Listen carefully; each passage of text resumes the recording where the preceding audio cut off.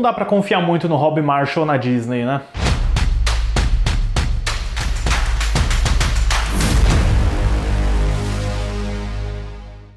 Olá, fãs da Sétima Arte, meu nome é Lucas Nascimento e esse é o Lucas Filmes e hoje eu tô aqui para falar sobre A Pequena Sereia, o remake live action dirigido pelo Rob Marshall. Mas antes eu pedi para você curtir esse vídeo, se inscrever no canal e ativar o sininho para não perder a notificação dos próximos vídeos. Bom, dentre todas as animações clássicas que a Disney tem dentro do seu catálogo e que vem nesses últimos anos, nessa última década, promovendo essa série de remakes live action, sem sombra de dúvida, A Pequena Sereia seria aquele que teria o maior desafio técnico, né? O mais difícil de transpor do 2D para o 3D, com exceção de outras histórias que envolvem muitos animais falantes, né? Como o Rei Leão e o Mowgli e o Menino Lobo, o fato de que A Pequena Sereia se passa totalmente embaixo d'água, né? O que é sempre um pesadelo para qualquer produção, com resultados bem difíceis de se alcançar, com exceções aí como o Aquaman e o Avatar, O Caminho da Água. E antes de falar especificamente sobre esse filme de 2023, é interessante lembrar como Hollywood tentou levar várias vezes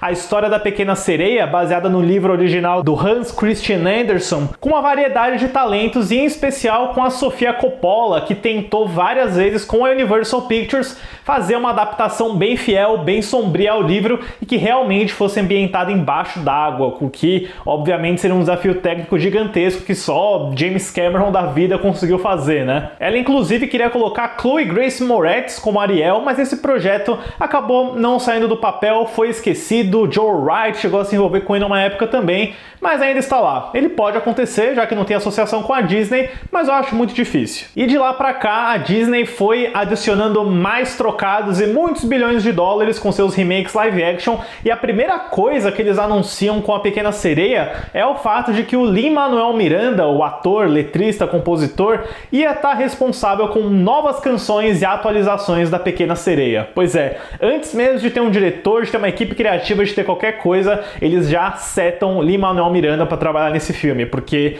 saindo do sucesso do Moana, onde ele também participou da trilha sonora, Moana que também é da dupla de diretores da Pequena Sereia, diga-se de passagem, né? Então eles já queriam manter o Lin na casa, né? E falando em manter na casa, o cara que eles escolhem para dirigir A Pequena Sereia é justamente o Rob Marshall, que dirigiu o Chicago, que venceu o Oscar de melhor filme, mas que tem tido uma fase meio estranha preso na Disney, depois que ele fez o Piratas do Caribe Navegando em Águas Misteriosas, o Caminhos da Floresta e o Retorno de Mary Poppins com a Emily Blunt. Então, Rob Marshall meio que virou um cara da Disney por toda a década passada e ele é o escolhido, né? Essa responsabilidade muito grande de tocar a produção desse filme. Mas, obviamente, o que causou mais barulho na internet durante a produção da Pequena Sereia é o fato de que o Marshall e a Disney escalaram a novata Halle Bailey para fazer o papel da Ariel, no que seria o primeiro grande papel dela no cinema. Ela tem uma carreira já solidificada como cantora e, obviamente, todo mundo reagiu super normal a essa escalação de elenco, né? Não, mentira. A gente teve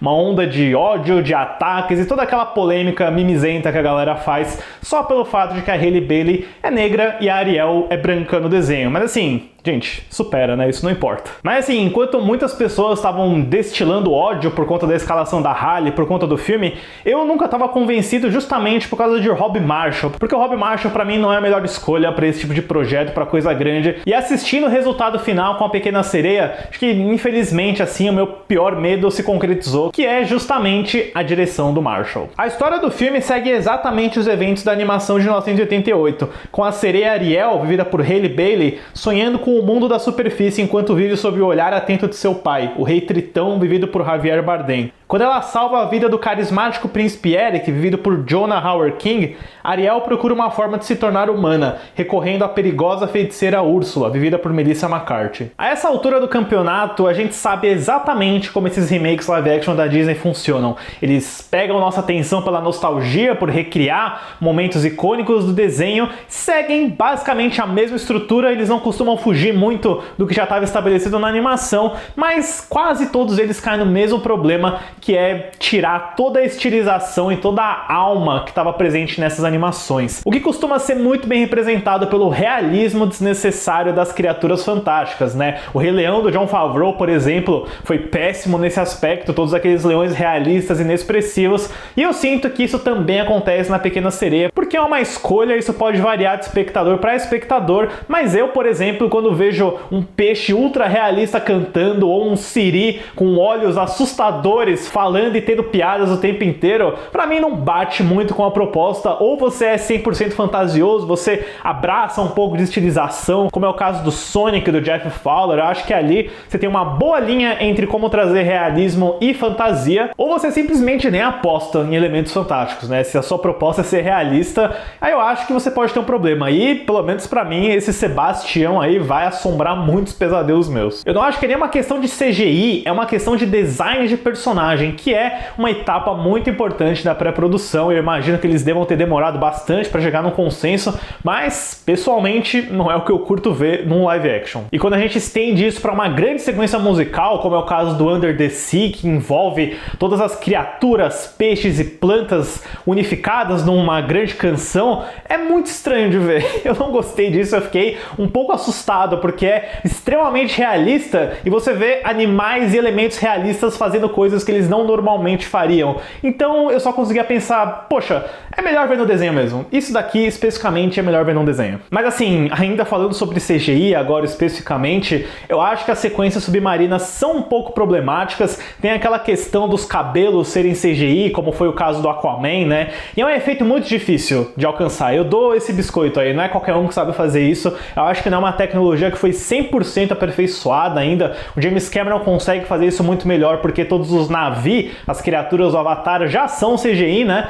Mas no caso da Pequena Sereia, todos aqueles cabelos são muito estranhos. Algo me parece errado ali, dá pra ver que o tracking não é muito bem feito, dos cabelos entre as cabeças. Uma mera tecnicidade no meu caso, né? Mas eu achei todas essas sequências submarinas bem difíceis de suportar, pra ser sincero, até porque elas já são muito parecidas com o desenho, mas com essa questão do realismo, com a questão da luz mais escura que funciona embaixo d'água, né? E é aquilo, o Rob Marshall pra mim já mostrou que ele não é muito bom pra fazer filme de espetáculo. Ele dirigiu Piratas do Caribe 4, que é literalmente um dos filmes mais caros da história do cinema. Ele custou mais de 300 milhões de dólares e nada daquilo tá na tela pra mim. E a Pequena Sereia continua trazendo o problema de encenação bem mediana dele, de sequências extremamente escuras. A tempestade que resulta no naufrágio do Eric, por exemplo, é quase impossível de se assistir, porque é aquele problema de você buscar o realismo, de pegar como a noite se comporta de verdade, e aí é chuva, é relâmpago, é onda, é câmera sacudindo, é bem difícil de ver, e isso também se estende pro clímax do filme, né? Quem assistiu o desenho sabe que tem uma coisa muito legal que acontece com a Úrsula no final, né? Coisas gigantes aí. O final aqui da Pequena Sereia é extremamente decepcionante, porque toda essa luz, toda essa sombra, esse mistério, e eu imagino que seja pra esconder imperfeições do CGI, torna a sequência muito broxante. Sério, quase não dá pra ver, mas eu admito que depois de Piratas do Caribe 4 isso não é nenhuma surpresa. Mas olha, durante toda essa primeira hora, mais ou menos assim, eu tava muito entediado, eu tava muito bodeado, eu não tava aguentando mais, porque era só essa versão sem carisma, sem muito peso do original, com a execução bem fraca do Rob Marshall. Mas aí eu fui totalmente surpreendido, porque, como a gente sabe, vocês assistiram o desenho, isso tá no trailer também, a Ariel vira humana na metade do filme, e aí o filme melhora exponencialmente, porque eu acho que como o Rob Marshall não tem que se preocupar com efeitos, com os animais, com toda a ambientação marinha, ele consegue se concentrar puramente na relação entre a Ariel e o Eric. E caramba, como isso funciona. Isso funciona muito bem. Primeiro porque a Halle Bailey, além de ser uma ótima cantora, ela manda muito bem nos números musicais, ela é uma excelente atriz. E é um testamento para isso quando você consegue fazer o seu trabalho muito bem, sem abrir a boca, né? Pode parecer maldoso isso. Nossa, ela é boa porque ela não fala. Mas não, a Halle Bailey me trouxe uma vibe de cinema mudo, assim, de expressão, trejeitos, linguagem corporal, porque a Ariel é incapaz de falar quando ela vira humana, né? E nossa, isso é muito bom. Ela manda muito bem. E ela tem uma química muito boa com esse cara, o Jonah Hauer-King, que eu não conhecia. E o romance deles é melhor do que na animação, porque no desenho é tudo muito rápido, é tudo muito abrupto. Mas o David Magee, o roteirista desse filme, consegue agora sim transformar o Eric num personagem de verdade. Eu acho que eles têm questões e momentos de intimidade que são muito legais. Eles acrescentam uma personagem que é uma mãe pro Eric, né? Então tem um paralelo interessante sobre como os dois são filhos de pais super protetores, né? O Tritão e essa rainha, que é a mãe adotiva do Eric. E especialmente tem um momento tão legal, tão bonitinho, que mostra que o Eric coleciona objetos do fundo do mar, assim como a Ariel coleciona objetos da superfície. Então faz muito mais sentido, é muito mais natural a forma como esses dois se apaixonam do que no desenho, né? No desenho ela vê o Eric e fala, darei minha vida por ele.